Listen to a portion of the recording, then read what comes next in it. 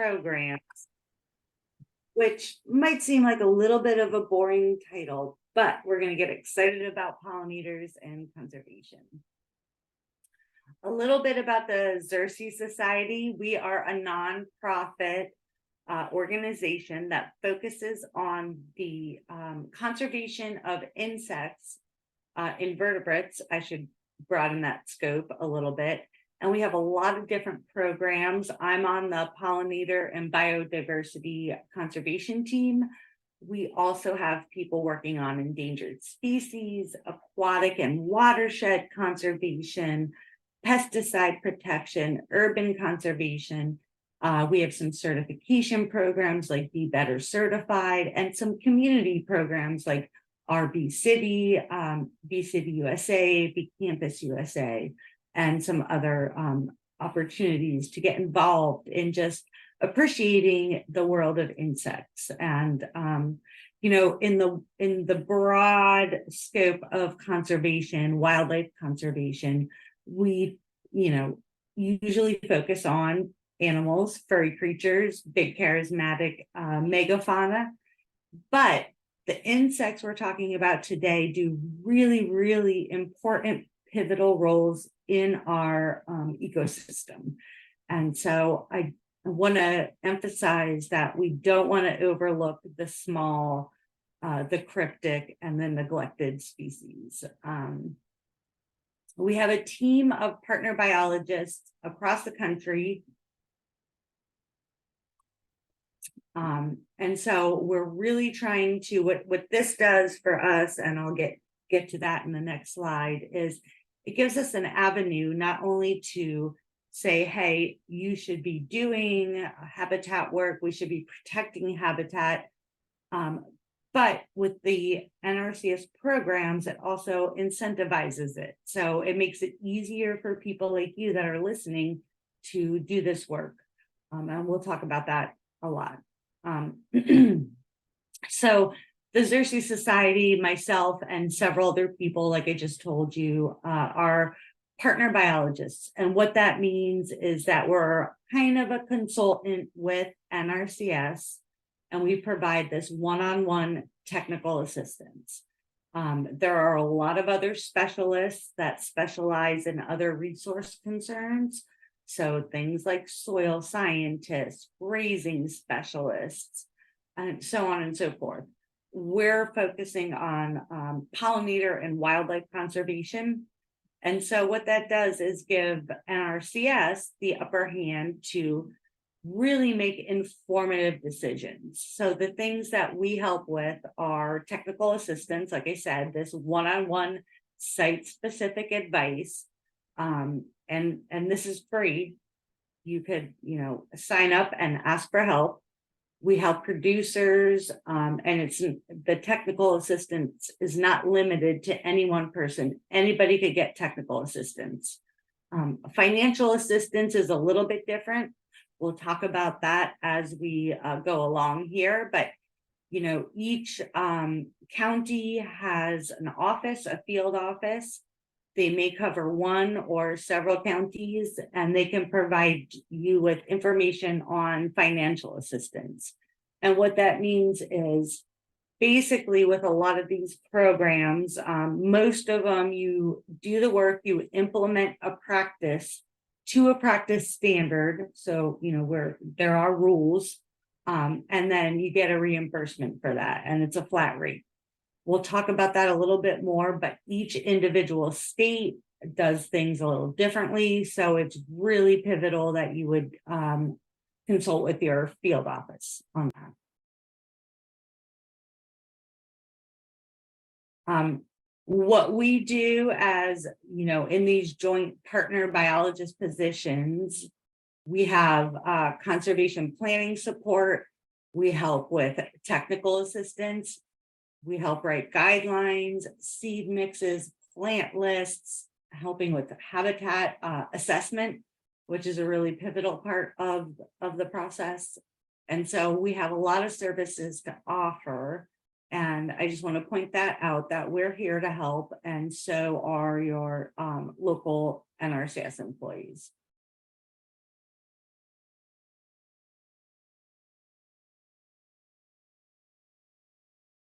So when we talk about pollinators, we want to sell this practice. We want people to know why they're important, and we need to know about their biology. So the importance of pollinators, when we're talking about pollination, we often think about our crops, food for people, but more than 85% of flowering plants require an animal, usually an insect, for pollination, right? Plants cannot move. They need a wingman, as you some may say, but they need a third party to move the pollen from the male part of the plant to the female part of the plant for pollination and then reproduction. And here in the temperate region, one of our best group of pollinators are insects, and within that group are bees. Not only does this matter for the food we eat, but fruits and seeds on wild plants are really a major part of the diet of many birds, 97% of birds and mammals. And if you see here, insects themselves, so these habitats we're going to talk about building, attract other insects that feed animals higher up the food chain, like the bird you see here in this picture.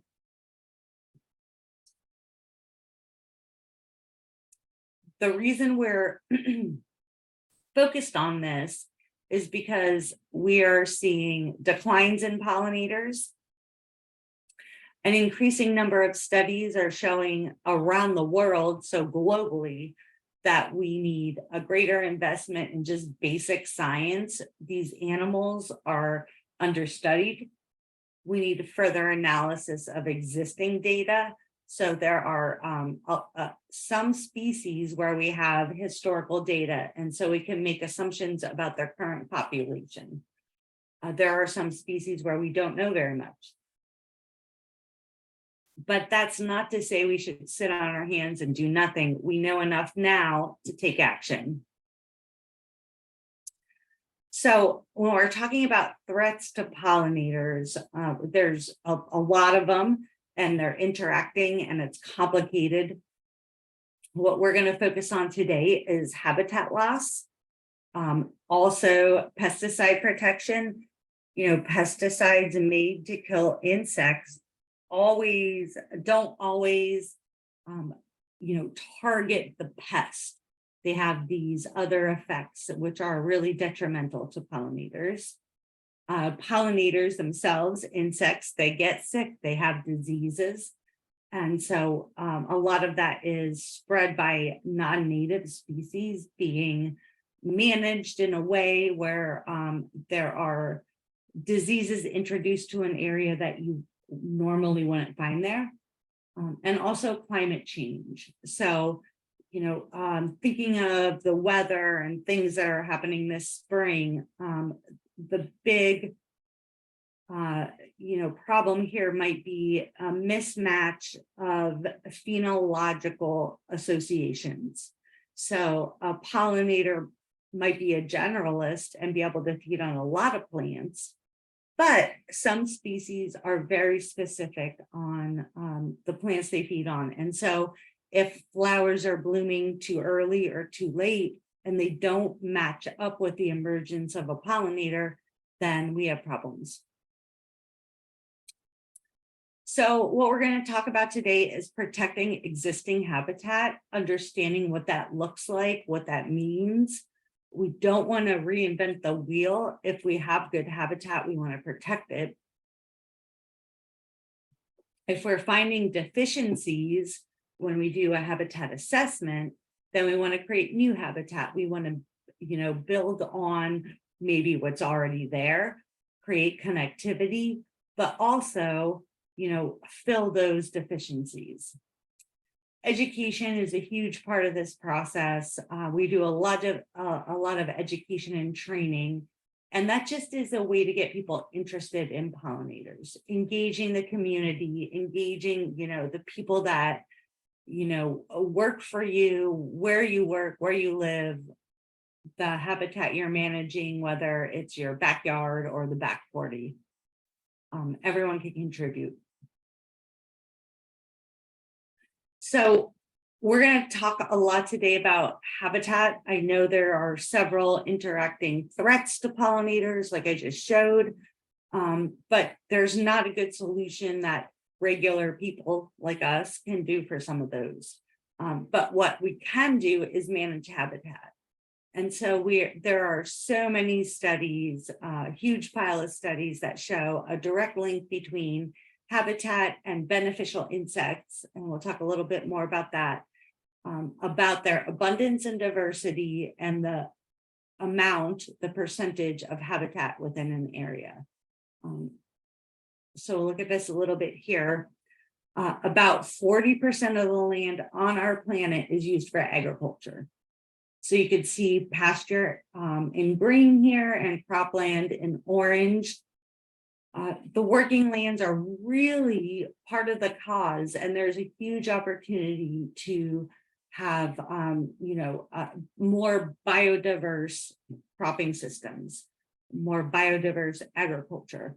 And that's really going to not only address pollinator resource concerns, but other things, soil, water quality, climate change. So we're really looking at trying to get these practices on the ground that are multifunctional. And building, habitat for pollinators just to thrive. And pollinators are not the only animals that will really benefit from this. Birds and other species thrive in these environments, and as well as those other beneficial insects. So when I say beneficial insect, I'm talking about mostly insects that provide biological pest control. So predatory or parasitoid insects that attack other insects that are pests of plants. So it's really a well-rounded situation here that we're looking at. When we build these habitats, it benefits so many species. We have diverse vegetation for season-long nectar, pollen, and host plants. So this is very basic biology. These animals need to eat. They need shelter for nesting and overwintering. And they also need refuge from pesticides and other harmful management practices. So another example would be if you have a big flowering meadow, you don't want to mow that in July when things are flowering and there's insects on the plants. The same thing with monarchs. If you have milkweed, it might not be flowering yet, but you might have caterpillars developing on that milkweed, on their host plant. And if you mow that, obviously you're chopping up these insects. So we want to be very specific about not only what we're planting, but also how we're managing that habitat. So I think we picture honeybees as an example bee that lives in a hive with a queen and a colony. But that's not the case for most bees. Actually, honeybees are an exception to the rule. Most bees are solitary and they have this life cycle that I'm going to show you here. So in the spring or summer, there will be an adult female bee visiting lots of flowers, gathering pollen. You could see here she has pollen carrying features on her body, like poofy hair, branched hair, leg hair. So not only are they visiting flowers to feed themselves, but they're actually collecting pollen for a nest. And that's what sets them apart from other flower visiting insects. So if you see this bee here, she's gathering pollen. This is a ground nesting bee example. So most of our bees are not flying all the time like we would picture them. Flying species out and active, they spend most of their time in a nest. And this is a ground nest here. You see this little tunnel dug into the soil. 70% of our bees live this way. They don't nest in a colony. These are, a single family species, basically. The female is provisioning this nest with this ball of pollen. She will lay an egg on it. That egg will develop into several larval stages you see here, like this worm-like stage. They'll pupate and emerge the next season. And so this is important because social species like honeybees have multiple generations per year. When you're talking about our native species, 70% of them are solitary, nesting in the soil. And so if something happens to this adult female, it really can be impactful on the whole life cycle. So we need something for everyone throughout the whole season. We want to prioritize native plants, which best support native insects and other wildlife. And we want to select species that have overlapping bloom from spring to fall. And so not only do we want to look at a list of pollinator plants and pick the best ones, but they also have to match the site conditions, right? We want these plants to thrive and flourish. So right now in the spring, we're seeing our forest species, our trees and shrubs and forest ephemerals blooming. Very, very important. We often think of meadows for pollinators, but we have a whole group of pollinators that are forest associated. And these early blooms are really important. As we move into spring, we have things like Xerces and blueberry and other later blooming trees and shrubs. When we move into the summer, things like milkweed, and then fall, we have our asters and our goldenrod and Joe Pye weed. It's very important to have this succession of bloom. So these bees who are active at different times of year have food all season long. We want to have host plants. So when we're thinking about plant selection, like you said earlier, host plants for monarchs are milkweeds and other butterflies. And these also act as nectar plants for adults. So the caterpillars are feeding on foliage. And then we have these really high quality nectar plants. And you may look at this picture here and go, oh my gosh, Kelly, that's thistle, that's a weed. But we have native thistle that are very, very nutritious plants for pollinators. They're high in amino acids and other things and vitamins, essentially, that pollinators need. And unfortunately, this field thistle here, which is a native species, has been wiped from the landscape in an effort to control the non-native thistle. So not all thistles are bad. And if you want to read more about this, you could check out our book, Gardening for Butterflies.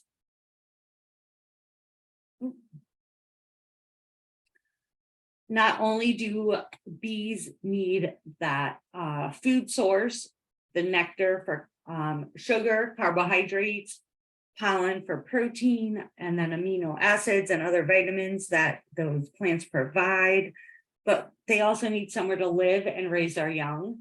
So I was talking a little bit about nesting habitat earlier, and things that may not look as pretty as a wildflower garden, but are really, really functional and important. And not only for bees, but a lot of animals, things like brush piles and rock piles, nooks and crannies, these insulated areas where bees could provide nesting, where you could provide nesting habitat for bees. They could raise their young. It's not a disturbed area. Leaving stems and stalks and leaf litter is very important, as you see here. Like I was talking about earlier, a lot of our bees nest in the ground, but some of them nest in this woody material. So inside of plant stems, stalks, rotting wood, it's very important to have this nearby floral resources, because none of us want to go to the furthest away store to go shopping, right? So we want to go close to home. These are central place foragers, and we really want to promote not only the food they need, but the protection and the nesting habitat.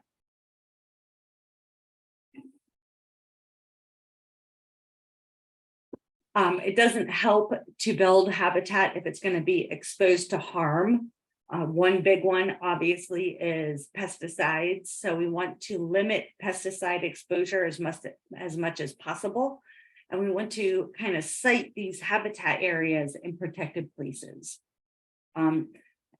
So a lot of people think about pesticides as, direct exposure, like you would see here with this tractor and spray boom, spraying plants, and then a pollinator gets directly exposed. Yes, that can be fatal, but there are other ways that other routes of exposure that we have to think about when we're building pollinator habitat. So pollen and nectar contaminated plants. So systemic insecticides, can be taken up into the vascular system of a plant. And if a pest feeds on it, it's, a good way to basically get a dose of poison and die.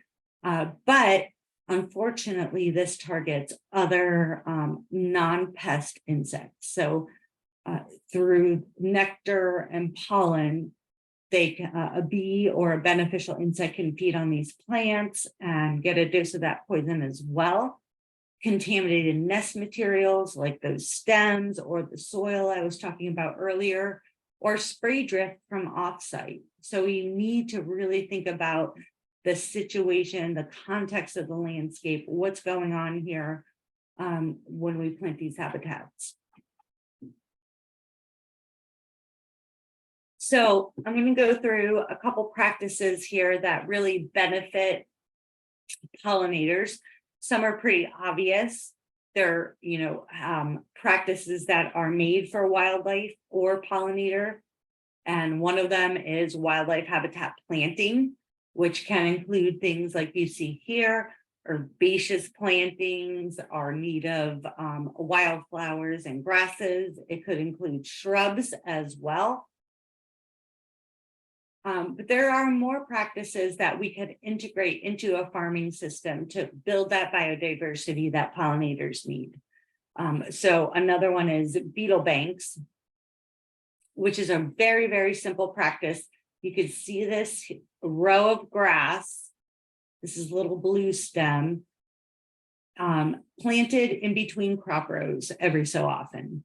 And what this does is gives beneficial insects, especially ground dwelling ones, things like beetles that are very voracious predators of crop pests, a place to kind of go for refuge, go for escape. These are raised, these mounds, so it gives them a microclimate they really like. So when you're doing other things in the crop field, either harvesting, tilling, replanting, there's a refuge for these animals to go. And they're very, very important predators of crop pests. Here's another study on this. This is at Hawthorne Farm in New York. This is a great way to not only build up, like I said, those beetle banks, that row of permanent vegetation, essentially, in an annual system. But here they're doing it not only with grasses, but also adding very high quality flowering plants for pollinators. So you get that benefit for beneficial insects, that biological control, but also a boost in pollination. Shrub planting, when I talk about shrubs, it could be trees, shrubs, but a woody habitat like hedgerows and windbreaks, they're very, very important. I think a lot of people look at the pictures we show and say, well, I don't have, a 5-acre space for a meadow. That's okay. When we're talking about these long linear habitats, we're looking at species that are very floriferous. They have a lot of pollen. They have a lot of nectar resources. When they bloom, a blooming shrub is, kind of equivalent to an acre's worth of what single stemmed herbaceous plants. And the good thing about this is that you don't necessarily have to have a lot of space. You can build up and not out. So you can layer that vegetation with herbaceous ground cover, mid-story shrubs, so those lower growing shrubs, trees, and it really is not only great for pollinators, but for wildlife in general. It gives you more habitat niches. This is what practice 420, that should say 422, or field border hedgerow planting can look like. It can include a diversity of species. You could plant it, it's not a practice. I know a lot of producers cringe when they hear hedgerows. They don't want to divide up fields and make less cropping space. But a hedgerow can be planted along a tree line, along the forest edge, along your, farm road coming up to the farm. And it's really impactful because you can include those flowering shrubs for that early season resource, and then also plants that flower in summer and fall. Another similar practice is called conservation cover. It's kind of an ambiguous name, but it really serves a lot of different purposes, including, resources for pollinators and monarchs. So we have certain scenarios under these practices where we could plant these high diversity plantings like you see here on this cranberry farm. Or you may have pasture or a lower diversity grassland, and you could add species into it. So this picture on the left here, you can see some flowering legumes. They're not native species. This is a pasture, but it still benefits pollinators. So that's a really good way to kind of boost that environmental and a pollinator benefit. This also can be used for providing permanent cover in perennial cropping systems. So orchards, vineyards, berry crop alleyways, like you see here. This is mostly grass. We can boost that benefit by adding clovers and other pollinator plants into it, but it is, more a disturbed habitat. So we're not planting this high value perennial habitat here. Cover crops, this can be very beneficial for those beneficial insects I was talking about earlier, but also pollinators if you plant flowering cover crops. This is a case study at a hops farm in New Jersey, and I think it's really cool because they had many conservation goals.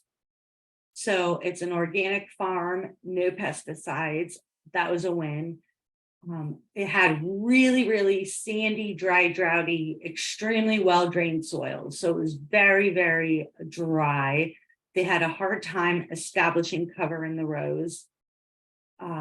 They used frequent tillage to manage weeds. They have aphids and Japanese beetle pest problems. So the goal was to build the soil, increase water efficiency, attract pollinators and beneficial insects, and have, more sustainable farming practices. So this is the package we're looking for, right? We want to do more with what we have available. And so if we could address more concerns than just pollinators, we're going to do that.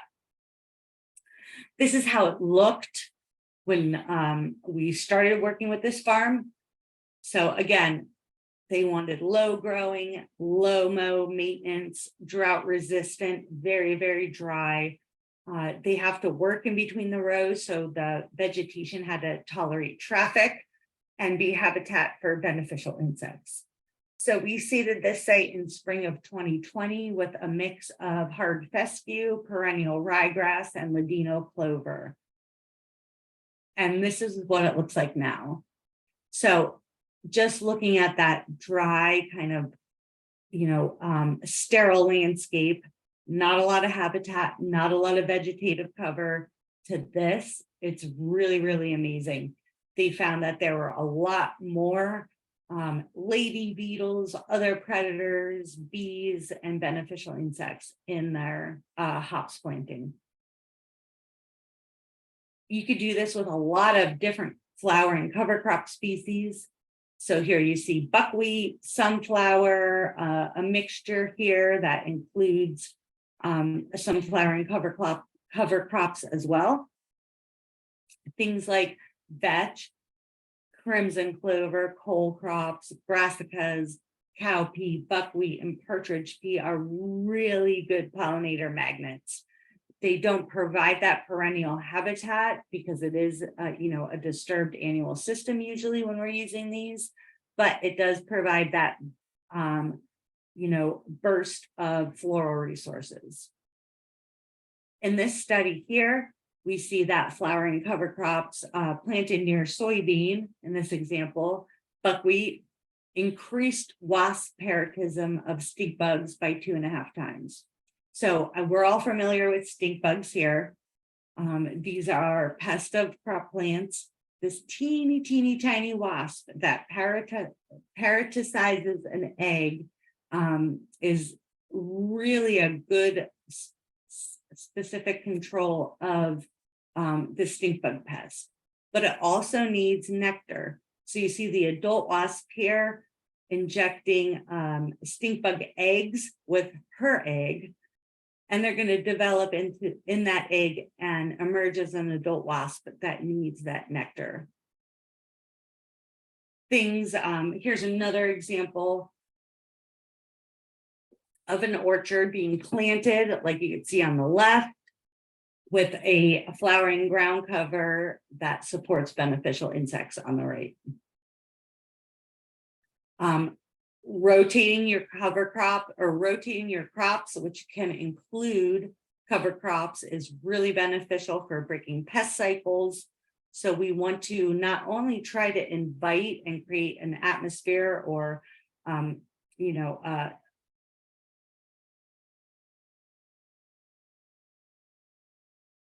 sorry, I think my internet just, oh, okay, sorry. I think I was on this slide here, create these environments for beneficial insects to thrive, but we also want to create environments where pests are controlled, right? So rotating your crops breaks those pest cycles. Here's an example here where you can see these different fields, and on the side, you could see year 1, year 2, year 3, 4, 5. And there are different cycles of cropping. And that's really important because it doesn't necessarily help pollinators, but it keeps pest pressure low so we don't have to use or we can reduce the use of pesticides.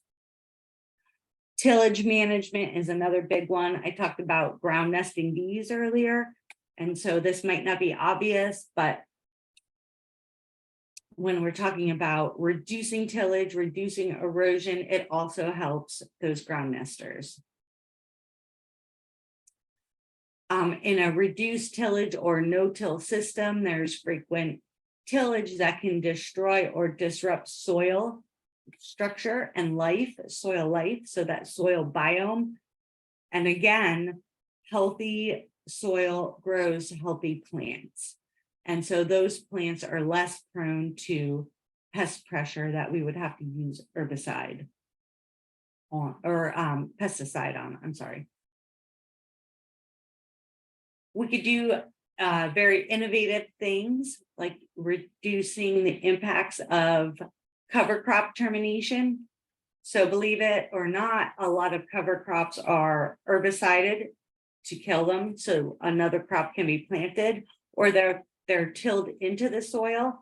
Again, both of those are not great for pollinators. So doing something like basically using this roller crimper here to flatten down those cover crops and plant into them is really beneficial. You could also leave undisturbed strips if you have flowering cover crops.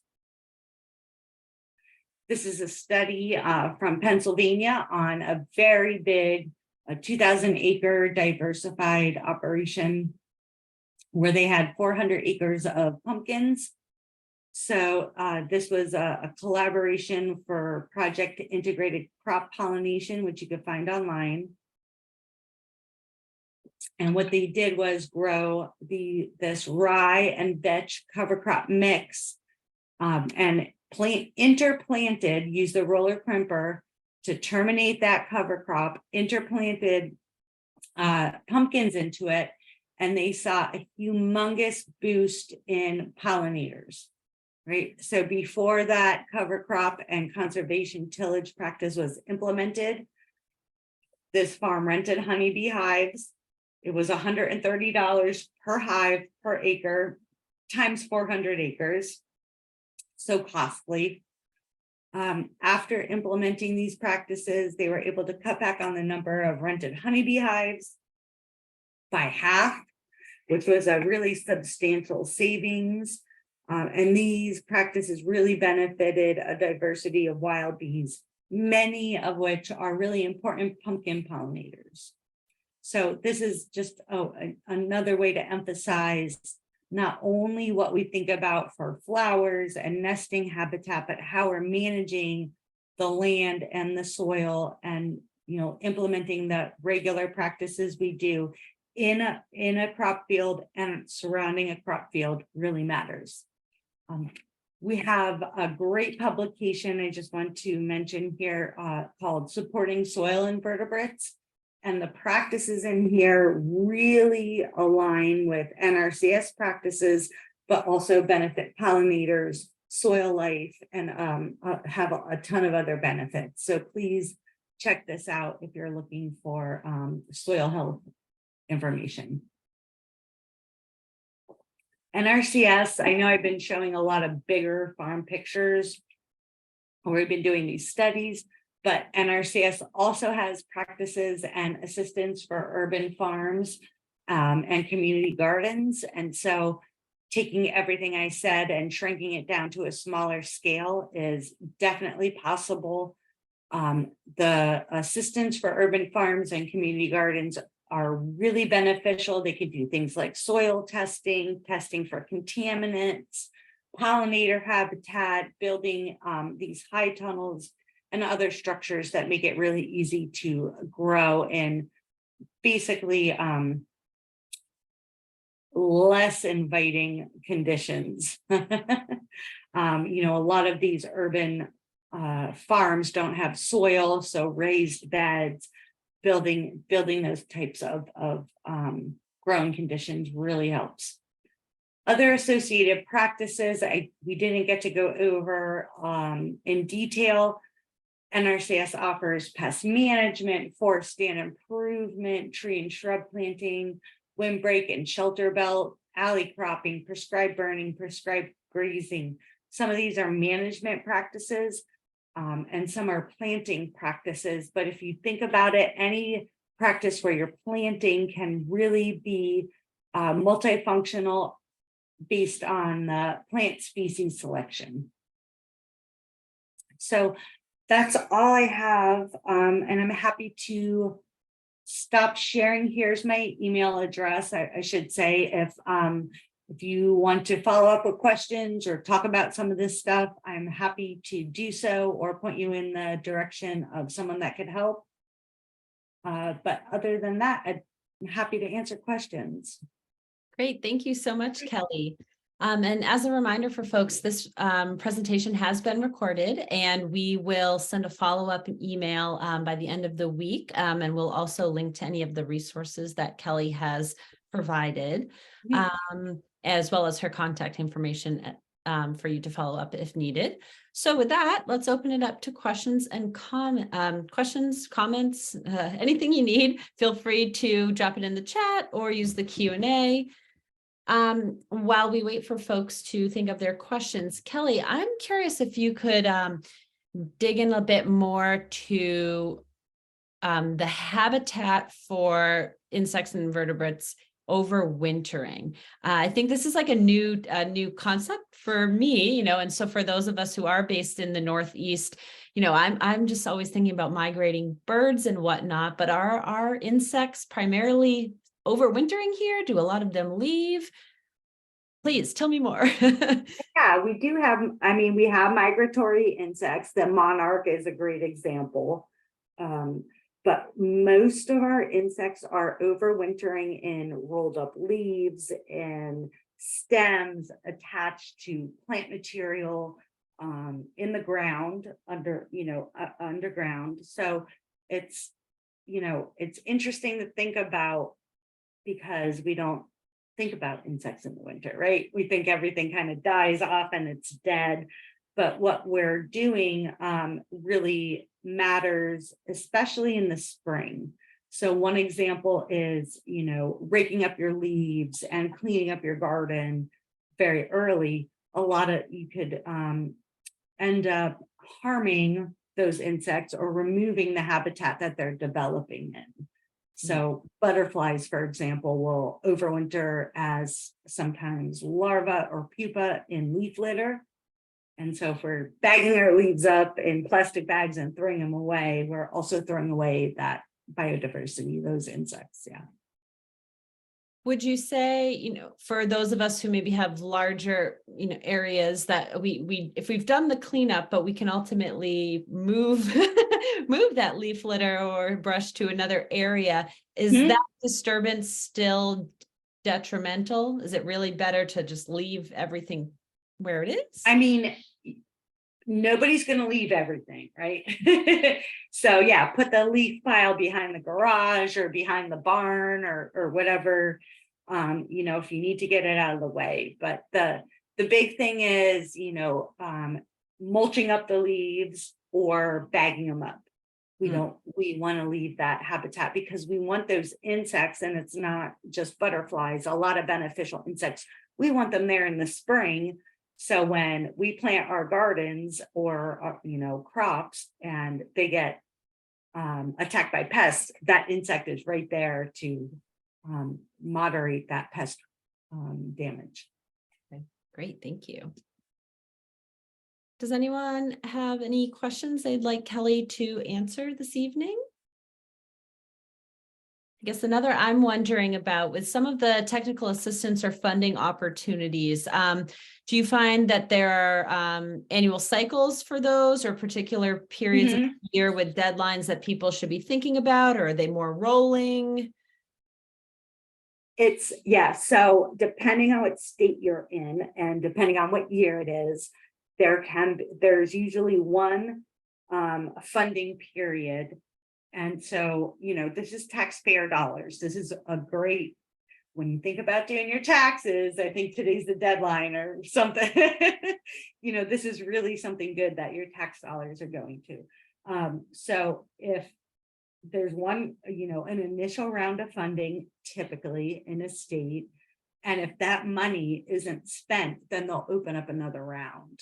And so when I don't want to speak on behalf of contracting specifically, but when you apply, you're judged in a system, basically a ranking system against like projects. So if you're a small urban farmer, you'll be judged or ranked with other urban farmers or organic farmer or whatever you might be. So that there's a system for kind of ranking that out and deciding who gets that assistance. And each year, like I said, this year we have urban and small farm initiative, and we have climate resilience. So any of those projects will get higher consideration. Okay, great, thank you.